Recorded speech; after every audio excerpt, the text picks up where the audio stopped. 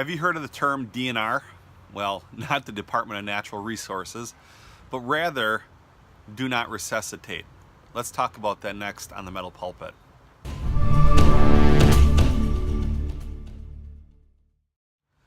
Thanks for joining me for another Metal Pulpit. And the DNR.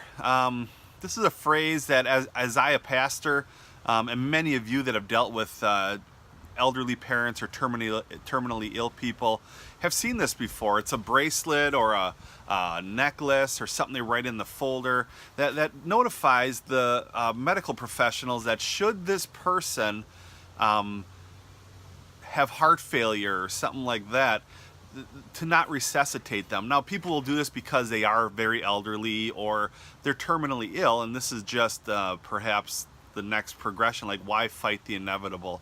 This opens a whole can of worms theologically for not trusting God, not having faith, and things like that. I'm not going to talk about that because I have a different stance on that. But you know, James chapter 4:14 says, "What is your life but a mist? You're here 1 second and gone the next." And boy, isn't that true? Isn't that just something?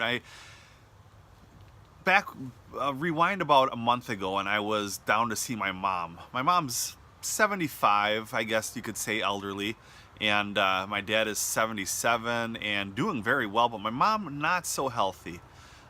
She's never really taken care of her health before, and is running into quite a few health scares. And I remember sitting there in her room with her, and the nurses and everybody came in and said, "Donna, just to verify, you don't want to be resuscitated." And it kind of hit me like, wow, this is getting real here. Like, my parents are old and they still love the Lord, they still love each other, but they're coming to grips with their mortality.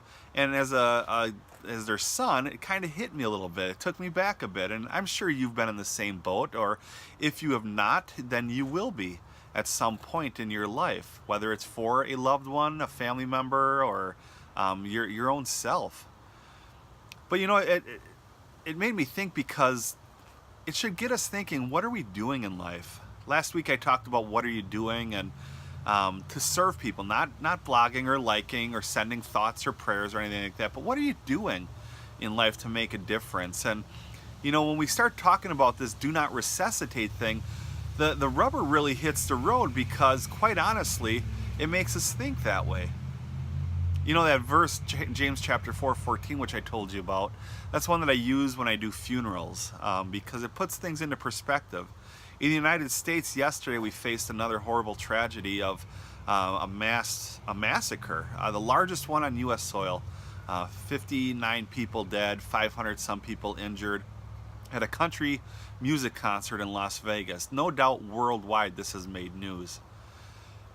But for those people that went to enjoy the concert and have a good time, they didn't think that was going to happen. Nobody thinks that's going to happen at any given time. School shootings, crime, all of these things puts that into perspective, that what is your life but a mist?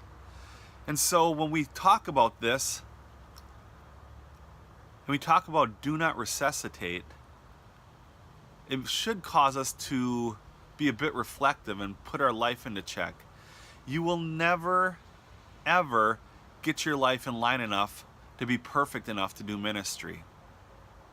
That's the truth.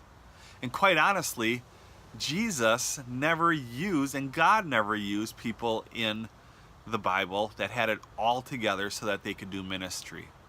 If you're waiting for that moment where you have it all together before you start serving or going out and doing things, getting involved in your church, it's never going to happen.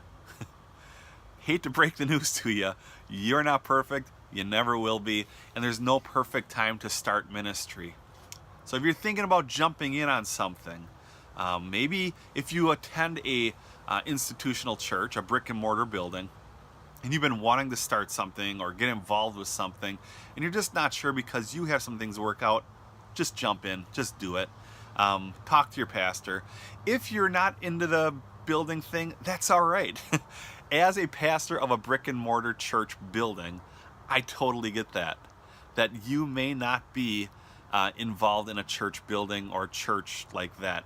However, you still can do something. Get involved with the Red Cross. Get involved with a parachurch ministry. Get involved with Salvation Army. Start your own thing. I love that when I have people come up to me and they want to start their own thing under the umbrella of the church. It gets me excited.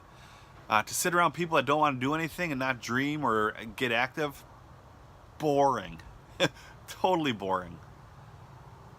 So life is a mist. I'm sitting out here right now in central Wisconsin, an hour west of the Green Bay Packers, and we are about to get dumped on with a decent amount of rain. It's going to come, it's going to go. Your life, it's going to come, it's going to go. What difference do you make? What difference have you made? And quite honestly, what are you doing to make a difference in this world around us? Because God's called us to serve, and we ought to do that. Any questions, shoot me an email here at pastorbobadams@gmail.com. I will address them in upcoming podcasts, or I'll just email you back. And hope you have a great day.